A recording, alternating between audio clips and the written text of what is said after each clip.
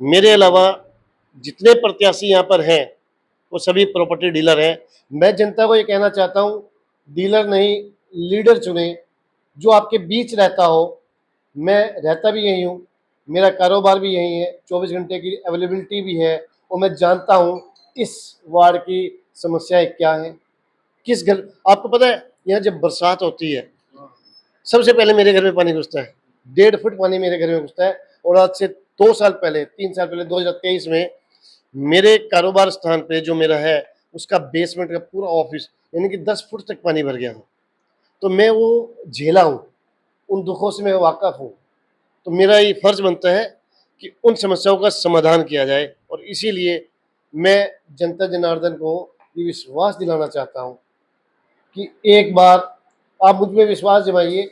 मैं गारंटी के साथ आपके माध्यम से कहना चाहता हूँ, इस बार मैं आप लोगों से हाथ जोड़ कर वोट मांग रहा हूँ।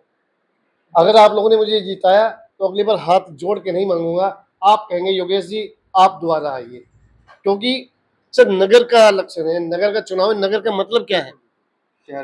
मेरे नजर में नगर का मतलब है ना से नल, यानी कि हर घर में शुद्ध नल पहुंचे, पानी पहुंचे, और गा से गटर, सीवरेज सिस्टम, गटर साफ सुथरा हो, और रा से रोड।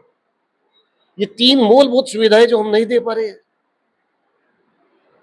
इतनी बड़ी बड़ी बातें करते हैं, 3 मूलभूत सुविधाएं आप पानी नहीं दे पा रहे हैं, आप गटर की सफाई नहीं करा पा रहे हैं, आप सड़कें नहीं बनवा पा रहे हैं। क्या आपका औचित्य रह जाता है एमसी बनने का या नेता बनने का या किसी पार्टी को लीड करने का? मैं एक मिडिल क्लास फैमिली से आता हूं। मैं जब चंडीगढ़ आया था मैंने अखबारें बांटी हैं, मैंने वो हालात भी देखे हैं। हमारा मेन मकसद क्या है, क्या चाहते हैं हम लोग?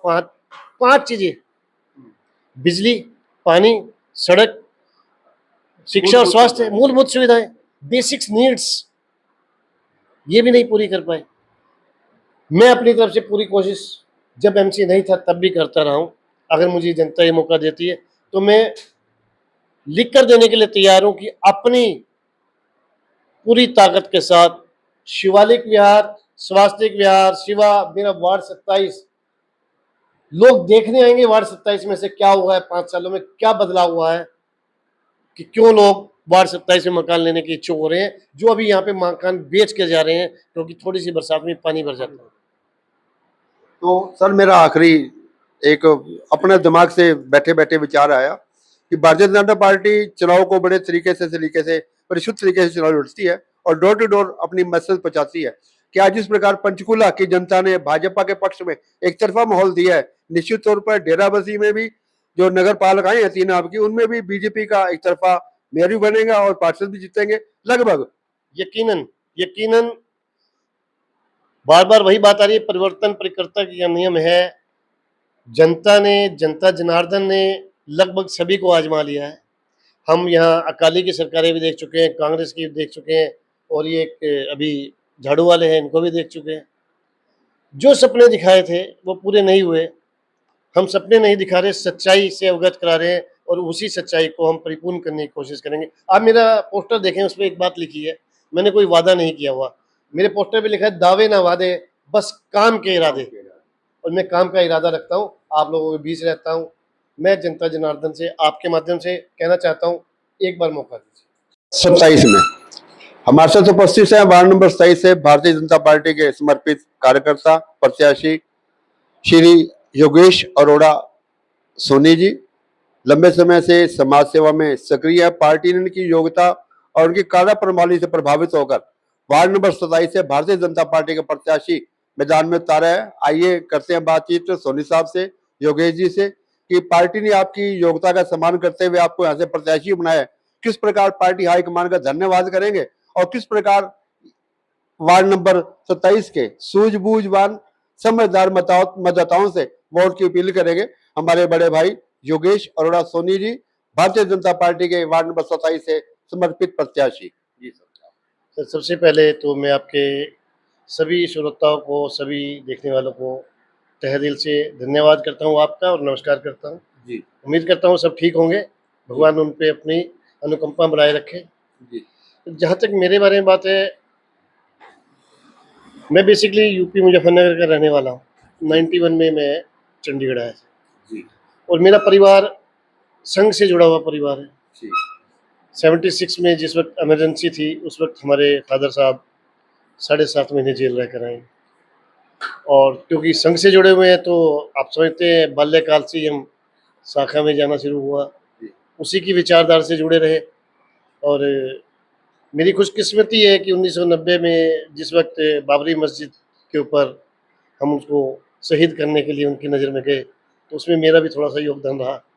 10वीं में था तो हम लोग कार सेवा के लिए निकले। ये एक पॉलिटिकल बैकग्राउंड मैंने आपको बता दिया, लेकिन मेरा पर्सनली मकसद है कि समाज की सेवा की जाए। मेरे फादर साहब आज इस दुनिया में नहीं है, लेकिन वो अक्सर एक बात कहा करते थे, योगेश, जब आपको ऊपर वाला इतना दे दे कि आपके घर में रहने का खाने का सिस्टम बन गया है, तो अपना वक्त समाज को दीजिए। अपना जितना अपने खाने के बाद जो बचता है वो समाज को दीजिए। तो ऊपर वाले की इतनी कृपा है कि मेरा घर धन धान्य से परिपूर्ण है।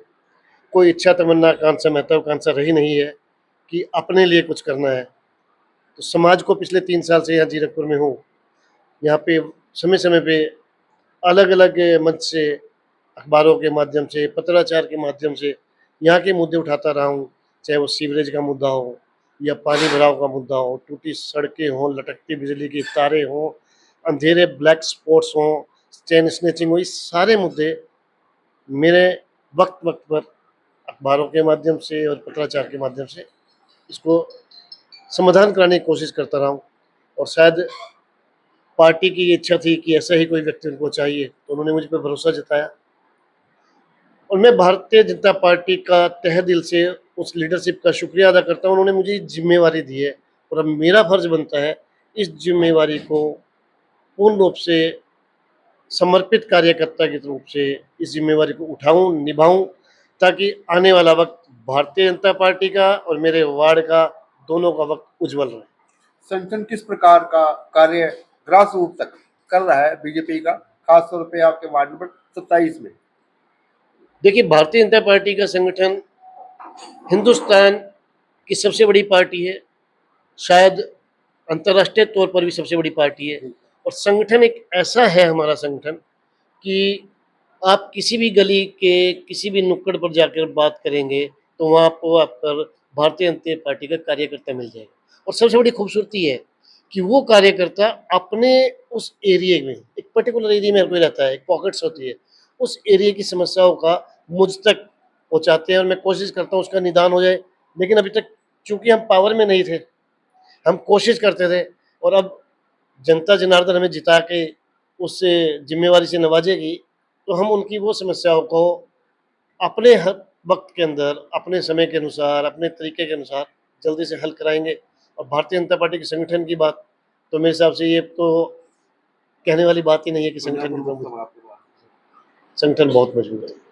योगेश जी, काफी समय से हम लोग देख रहे हैं देश भर में जहां जहां चुनाव हो रहे हैं, भाजपा का ग्राफ दिन प्रतिदिन बढ़ता जा रहा है। निश्चित तौर पर पंजाब में आने वाले विधानसभा चुनाव में भी मोदी जी के नेतृत्व में पंजाब प्रदेश में भी भारतीय जनता पार्टी की पूर्ण बहुमत की सरकार बनने की संभावनाएं जो राजनीतिक विशेषज्ञ हैं वो व्यक्त कर रहे हैं। इसको लेकर किस प्रकार अपनी बात रखना चाहेंगे अरोड़ा साहब? देखिए, Bharatiya Janata party day by day उन्नति कर रही है।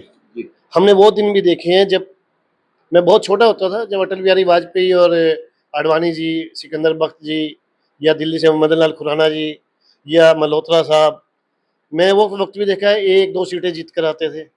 और जब मैं छोटा था, भी बताया, तो हमारे कस्बे में भारतीय जनता पार्टी का जब बूथ लगता था या कैंप, तो कोई पूछने में नहीं आता था। और उन्नति करना, तरक्की करना हर किसी का हक है। भारतीय जनता पार्टी ने भी तरक्की की है। लेकिन एक बात और भी, हम लोग भारतीय जनता पार्टी अभी कभी सिद्धांत से समझौता नहीं किया। आपने देखा होगा, माननीय अटल बिहारी वाजपेयी साहब की सरकार एक वोट से गिर गई थी। अगर हम लोग उस वक्त भी समझौता कर लेते, अपने सिद्धांतों से समझौता कर लेते, तो सरकार उस वक्त भी बना सकते थे।